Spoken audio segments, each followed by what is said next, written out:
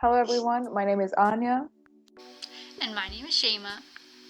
and we are peer helpers from the Wellness Education and Promotion Center, which is located on the first floor of the JD Powell building and online for the time being.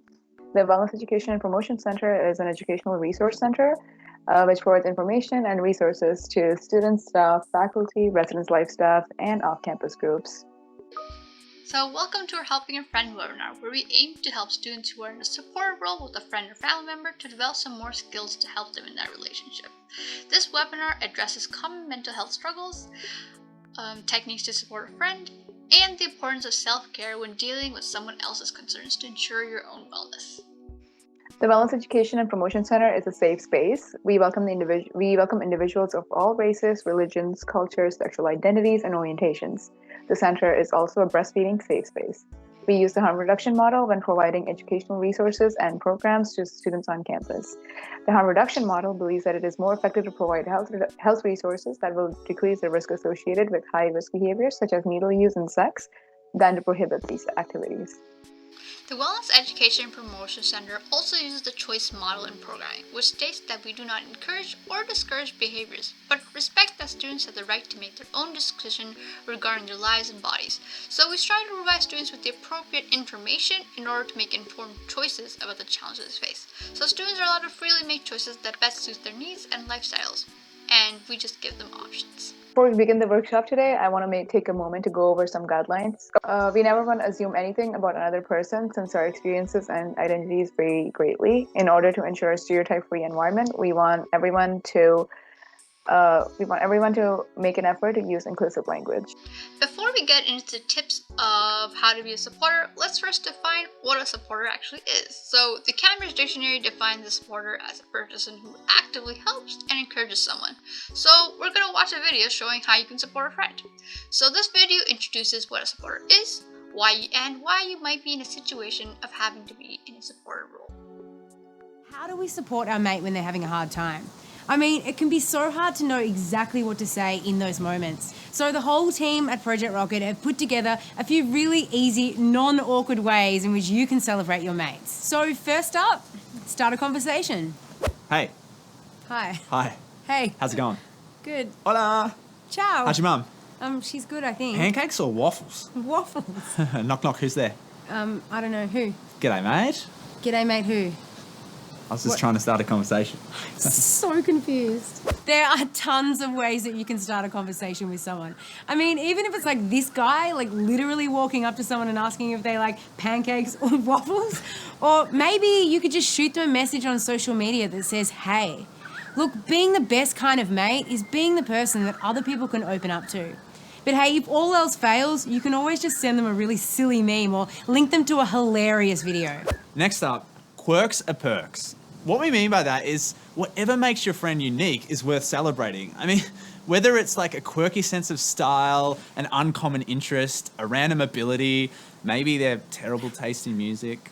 It's the best part about our mates. I mean, they're different from everyone else. So let's embrace their quirks. I mean, it's our number one job as their friend, right? To make sure they feel good about the things that make them different. Yeah, and it might not be a personality quirk. It might mean that one of your mates is part of a diverse community. So read up, ask your friend questions, and become super knowledgeable about them. You know, be an ally. It means that we can just ask them, how's it going? Or, you know, having a bit of a basic knowledge so that they can actually talk to us about their experiences. And thirdly, have their back. Yeah, standing up for our mates is our time to shine. I mean, if we can't rely on our mates to have our backs, then who on earth can we rely on? Yeah, but obviously it can be pretty intimidating, like standing up to someone. So if you don't have the confidence to maybe say something on your friend's behalf, you could just go up and like stand with them, or even better, just get them out of the situation. So getting your mate out of that situation will basically elevate you to superhero status.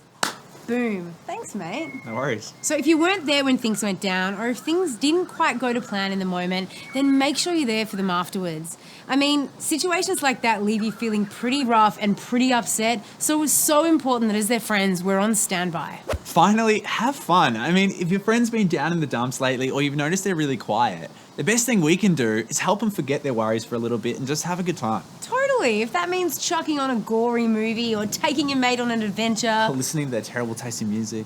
get around there and show them some love. At the end of the day, P-Rockers, all we can do is make sure that our friends feel really good about themselves and that they know we're there if they're feeling ordinary. If we can tick those 2 boxes, then we're like certified good mates. We'd be nowhere without our friends. So show them some love and celebrate your mates. If you're here, you're probably a supporter. So in the following section, we will talk about tips to help you fulfill your role when your friend is struggling. Just by taking on the role of supporter and taking this first step in helping a friend by watching this webinar, it implies you're aware of the emotions and concerns of those around you, and therefore have a high level of emotional intelligence. Emotional intelligence is the capacity to be aware of, control, and express one's emotions and to handle interpersonal relationships judiciously and empathetically. So, from the video before, there was a lot of ideas, and they all emphasize that being there for someone can be quite a lot to take on, and that means even supporters need support sometimes.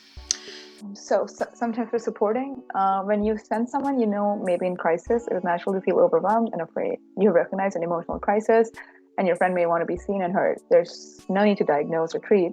Simply being there provides a great deal of support. So please email us at the email address provided at the end of the webinar for the care handout that talks about some tips on how to support someone. We aren't going to go through the whole handout right now, just touching on some main points. So the C in CARE stands for continue to support. It is important to be present in their life. Make sure that they know you are there and are happy to help them with whatever they need. Check in with them regularly. This can be online and as well in person. So online you could give a text, a call, or video chat works too. So now the A in CARE stands for avoid judgment. When talking to your friend, keep it about them. It can be tempting to relate what is happening to them to something you went through, but this does not help.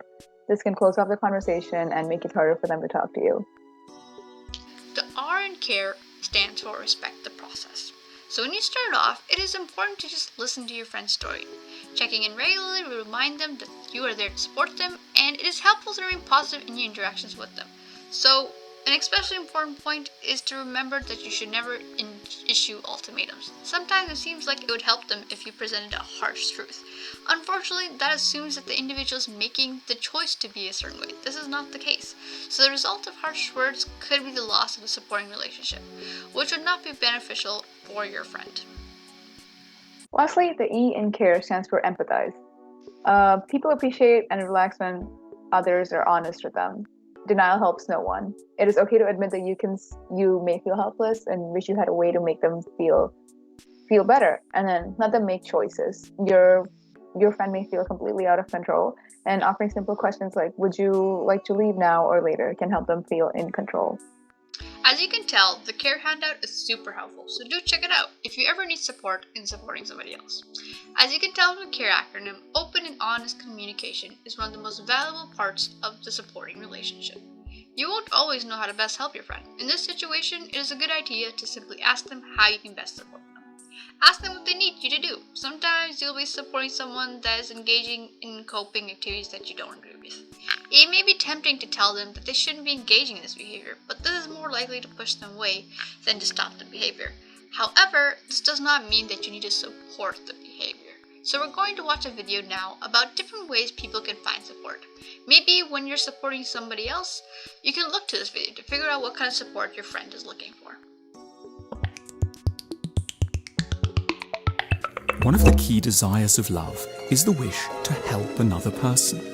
But an intention doesn't always or automatically translate into a ready capacity for true assistance. Picture a 5-year-old who stumbled into his parents' bedroom and surprised his mother crying. She's normally so strong and ready with help for him. Now he longs to do something to staunch the tears, but he's at sea. The sobs might be about the mortgage, a turbulent time at work, or an argument with her partner. But all these aren't for a child to grasp. He sweetly suggests a glass of water and pipes up that he might run downstairs to get Knitted Rabbit. The impulse to help floats logically free of any actual ability to do so. Two people can long to be supportive and generous towards one another and yet lack all the skills to deliver on their good intentions, and therefore end up feeling isolated, resentful and unloved. We cause ourselves trouble because we're too slow to recognize an odd, largely unmentioned phenomenon: how varied and particular our notions of help can be. We take our own preferred style of being soothed as the natural starting point for how to soothe others. But when we're wrong and our partner's original distress is compounded by their sense of having been ignored or insulted, we take them to be ungrateful and cruel and vow never to attempt to be kind again. An urgent task is therefore to try to understand the particular way in which we and our partner need love to be delivered in order to feel that it is real. We might be types who, when we're sad or in difficulties, need first and foremost to speak. What we say may not be entirely sequential. We might go back over things a few times and omit to cap our stories with neat endings. But that might not matter, because what we want above all from a partner when we're suffering is that they sit with us at length and listen. We want them to signal their engagement with their eyes, but not with their mouths, to register our anger, to observe our disappointment, and at most at opportune moments to prompt us with a "go on" or a small supportive sound. Yet what we absolutely don't want are answers, solutions, or analyses, for them to open their wallets, to give us a plan, or to rush to fill in our silences. We want them to sit listening because the real problem we need assistance with isn't so much the specific issue we're mentioning, the parking ticket, the in-laws, the delayed delivery. It's the overarching sense that most people we encounter can't really be bothered to take the time to imagine themselves correctly into our lives. Perhaps there was a history to this. Our parents might have been practically minded, busy and successful, but somehow rather callous and distracted in the way they sought always and immediately to push our difficulties out of the way with logic. Now we feel how an immediate solution can be an excuse for not listening to the problem. That's why just being heard feels like the quintessence of love. We might almost deliberately take our time, go back over points with our partner, go back over points our partner had thought were finished, and re-explore a jagged bit of our story, not to mislead, but because such rehearsals create the backdrop for the only style of help we crave and trust: receptive, quiet attention. Then again, at another end of the spectrum, love might not feel real unless it's accompanied by precise and concrete solutions. Vague sympathy is worthless.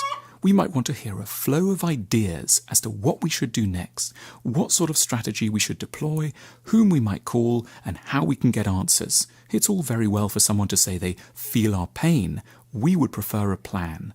Love is a sheet of paper with a list of bullet points in your partner's handwriting. In addition, we might not be averse to evidence that our partner has spent some money on our problems.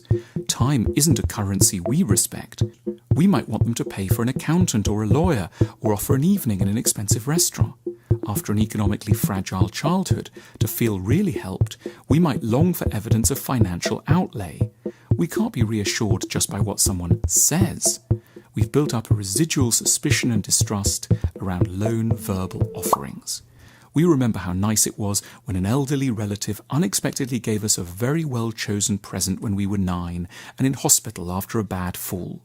They never said very much to us, perhaps they were rather shy, but this gesture truly touched us.